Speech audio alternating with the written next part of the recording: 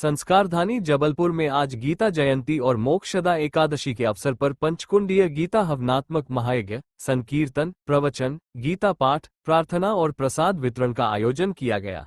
ये कार्यक्रम साध्वी शोभा दीदी और जय नारायण गुनानी के प्रयास से राधा भाव मिशन सोसाइटी एवं श्री शिव सिंधु परमार्थ सेवा समिति के सहयोग से संपन्न हुआ। शहर के विभिन्न क्षेत्रों से बड़ी संख्या में नागरिक, महिलाएं, पुरुष और बच्चे शामिल हुए। हवन और पूजन पंडित प्रकाश शर्मा ने कराया, जिन्होंने 10,000 गौ सेवा का संकल्प लिया। समिति के अध्यक्ष जय नारायण गुनानी भी उपस्थित रहे। जयंती है 1 दिसंबर 2025।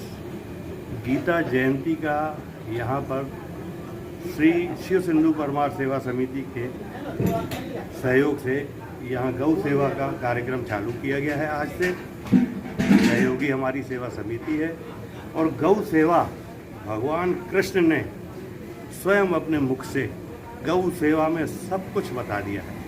यदि गौ सेवा की जाए, सनातन धर्म में भी गौ सेवा है, तो आज जो अकाल मृत्यु, एक्सीडेंट, तबाही हो रही है, ये सब बंद हो जाए, ऐसा मेरा पूर्ण विश्वास है। और गौ सेवा आज के दिन से आरंभ की गई है। गीता जयंती के इस शुभ अवसर पर आज आप लोगों ने पूजा किया और उसको खिलाया भी। आज हम लोग ने गौ सेवा कार्यक्रम में पूजन कार्यक्रम किया है।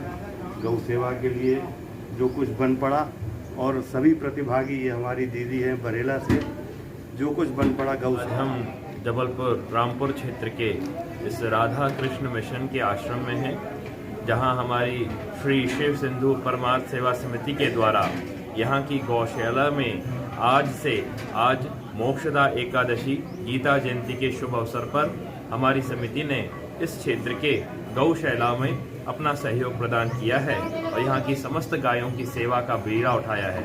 वैसे तो हमारा संकल्प 10,000 गायों। आज हवन का कार्यक्रम रखा गया था, सब लोगों ने हवन किया और जिस तरीके से गौ को लेकर हमारे पूरे देश में चल रहा है कि हमें गौ संरक्षण के लिए क्या क्या करना चाहिए, तो वो सारी चीज़ें हो रही हैं और बिल्कुल होना ही चाहिए ये सारी चीज़ें। जैसे कि अब हमारे आसपास अगर कोई जानवर है तो उसके लिए हम पीने का पानी के लिए एक टब रख सकते हैं बाहर, और कुछ न जो भी सेवा, जैसे कोई घायल है तो उसे गौशाला तक पहुंचाना, इस तरह से हम सभी को ये सेवा करनी चाहिए। क्या संदेश देना चाहेंगे गौ सेवा के लिए? और यह जो गीता का दिव्य और पवित्र ज्ञान है, ये भगवान श्री कृष्ण की बंसी का निकला हुआ मधुर संगीत है। इस गीता के ज्ञान का जो आश्रय है और इसका जो संगीत है, वह हमारे कानों में सुनाई नहीं पड़ता। क्यों सुनाई नहीं पड़ता? क्योंकि जब तक मनुष्य के जीवन में जगत की आसक्ति है, नश्वर पदार्थों के प्रति राग है, हमारे शरीर के ऊपर आस्था है, तब तक यह गीता का दिव्य और पवित्र ज्ञान की बंशी हमें सुनाई नहीं पड़ती। जिस समय हम आसक्ति से रहित हो जाते हैं, उस समय यह दिव्य ज्ञान हमारे हृदय में प्रकट हो जाता है।